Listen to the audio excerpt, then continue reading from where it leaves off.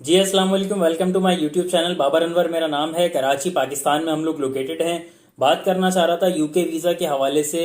Multiple time frequently एक ही तरह के क्वेश्चंस पूछे जाते हैं, तो सोचा उसके लिए एक शॉर्ट वीडियो बना दूं। वीडियो को एंड तक सुन लीजिएगा।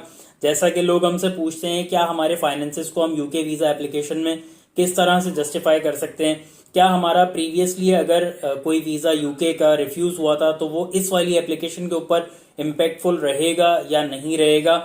तीसरा, अगर हमारा वीज़ा रिफ्यूज़ हो गया है तो क्या अब हम प्री एक्शन प्रोटोकॉल के लिए जा सकते हैं, जैसे कि पहले मैंने एक वीडियो बनाई थी, काफ़ी डिटेल्ड उसके ऊपर है। इसका लिंक मैं आपको इस वीडियो में भी दे देता हूँ।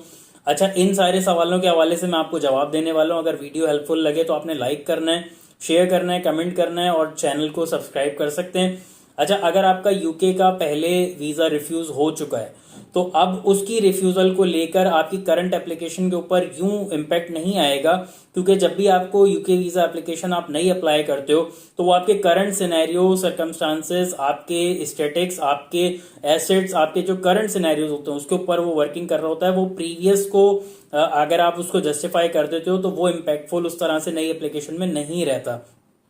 दूसरा, अगर आपका पहले यूके वीज़ा अभी जैसे हाल में रिफ्यूज़ हुआ है तो मैंने एक साल पहले एक वीडियो बनाई थी जिसमें प्री एक्शन प्रोटोकॉल मैंने आपको बताया था कि वो क्या होता है, लेकिन उसका राइट उन्होंने उस वीडियो के तकरीबन 1.5 या 2 महीने के बाद ख़त्म कर दिया था। अगर आप रिफ्यूज़ल लेटर को देखते हो तो जहां पे लिखा हुआ होता है नो राइट टू अपील, उसी के बराबर में एक लाइन उन्होंने बढ़ा दी है, no right to administrative review. जिससे मुराद ये होती है कि प्री एक्शन प्रोटोकॉल जो आप उनको एक वार्न करते थे कि हम आप दोबारा रिकंसिडर कर लें हमारी एप्लीकेशन को, ताकि हम अगर कोर्ट के थ्रू आपके पास आना चाहें तो उससे पहले आप अपने डिसीजन को अगर चेंज करना चाहो तो कर सको। तो वो राइट उन्होंने ख़त्म कर दिया है। अगर आपका जो अब यूके वीज़ा एप्लीकेशन रिफ्यूज़ हुआ है तो आपको या तो उसको एक्सेप्ट करना है या फिर अगर आप कोर्ट के थ्रू जाना चाहते हो वैसे कर सकते हो। वरना तीसरा जो नॉमिनल ऑप्शन है कि आप अपनी एप्लीकेशन को अपने रिफ्यूज़ल को जस्टिफाई करने के बाद न्यू फीस पे करके अगर अप्लाई करना चाहते हो, री अप्लाई करना चाहते हो तो आप कर सकते हो। यूके वीज़ा जनरली लोग अप्लाई करते हैं, वहां पे जो मेजर इम्पैक्ट हमारे यहाँ से आता है वो इस तरह से आता है कि फाइनेंसेस, इनकम एंड एक्सपेंडिचर को वो जो एक्सप्लेनेशन मांगते हैं वो टैक्स से मैच नहीं कर रहा होता है। लोगों का सवाल होता है क्या हम एक लार्ज अमाउंट अचानक से अपने बैंक अकाउंट के अंदर डाल दें तो क्या वो एक्सेप्टेबल होगा या वो वीज़ा के लिए इम्पैक्टफुल रहेगा। तो बिल्कुल, अगर आपका एक करंट बैंक अकाउंट चला आ रहा है जिसमें आप नॉमिनल ट्रांजेक्शन करते रहते थे, अचानक से आपने वीज़ा अप्लाई करने से पहले एक लार्ज अमाउंट डाल दिया तो वो बिल्कुल उस पर सवाल उठाएगा कि इतनी ज़्यादा अमाउंट आपके पास एक साथ कैसे आ गई।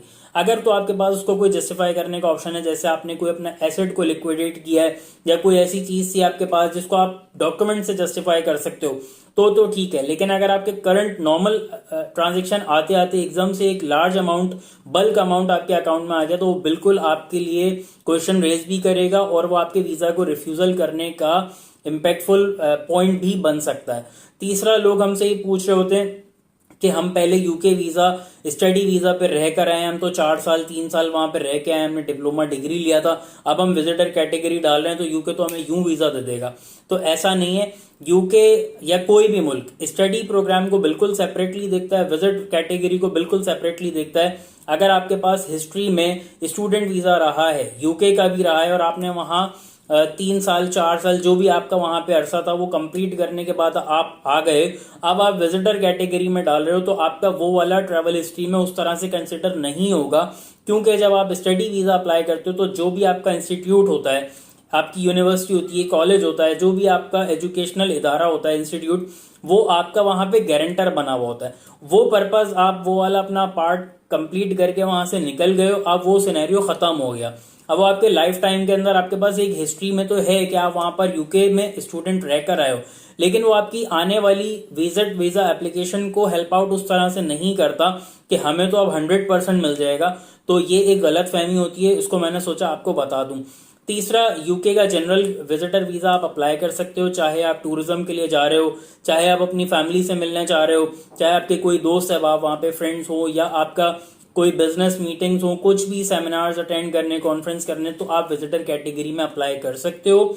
यहाँ से पाकिस्तान से अगर हम बात करें तो दुनिया भर में इसको वीएफएस के थ्रू देखा जा रहा होता है, पाकिस्तान में जेरीज उससे लिंक्ड है, उसके थ्रू आपकी एक ऑनलाइन एप्लीकेशन सबमिट होती है।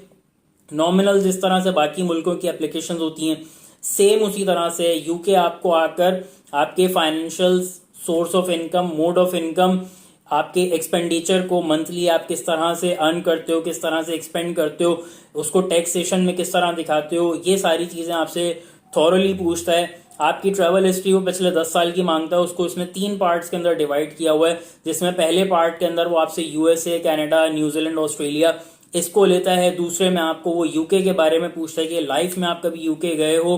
तीसरे के अंदर वो रेस्ट ऑफ द वर्ल्ड की आपकी 10 साल की ट्रैवल हिस्ट्री मांगता है। फाइनेंसेस को मैनेज करने के लिए आपको किसी एक्सपर्ट ओपिनियन की जरूरत होती है, उसको आप उस वाले पार्ट को अगर अच्छे से देख लेते हो, बाकी रेस्ट ऑफ द फॉर्म तो आपकी अपनी डिटेल्स होती हैं, वो तो कोई रॉकेट साइंस नहीं होता, कोई भी पढ़ा लिखा आदमी अपने फॉर्म को फिलअप कर सकता है। अगर आप फाइनेंसेस वाले पार्ट को या किसी पूरी असिस्टेंस के लिए आप किसी अच्छे एक्सपर्ट उसको कंसल्टेंट को हायर कर सकते हो। हमारी सर्विसेज अगर आप दुनिया भर में कहीं से भी लेना चाहते हो तो इस वीडियो के डिस्क्रिप्शन में आपको हमारा व्हाट्सएप नंबर मिल जाएगा, उस पर आप राब्ता कर सकते हो, अपना केस डिस्कस कर सकते हो, हमारी सर्विसेज भी आप कंसल्टेशन की ले सकते हो। विजिटर कैटेगरी के अंदर यूके ने आपके पास 4 ऑप्शन रखे हुए हैं, 6 मंथ्स, 2 ईयर्स, 5 ईयर्स, 10 ईयर्स। अगर आप फर्स्ट टाइम वीजा अप्लाई कर रहे हो तो 6 मंथ से ज्यादा नहीं करना चाहिए। प्लस 18 की हम बात कर रहे हैं, क्योंकि अंडर 18 को वो 6 मंथ से ज्यादा का ऑप्शन ही नहीं देता है। यूके की चारों कैटेगरीज की अलग अलग फीस हैं, उसके जो है वो टाइम टू टाइम चेंज होता रहता है। तो जिस वक्त आप अप्लाई करने खड़े होगे, आप ये वीडियो देखोगे, उस वक्त हम आपको गाइड कर सकते हैं। आप उनके ऑफिशियल वेबसाइट्स के ऊपर भी देख सकते हो, इसमें आप कोई ऐसी कोई ढकी छुपी चीज नहीं है, वो बहुत विजिबल, ट्रांसपेरेंट होती है, सबके सामने होती है। इन हवाले से मैं आपको यूके के बारे में बताना चाह रहा था, इसलिए शॉर्ट वीडियो थी। एंड तक देखने के लिए बहुत शुक्रिया। Thank you so much. Allah Hafiz.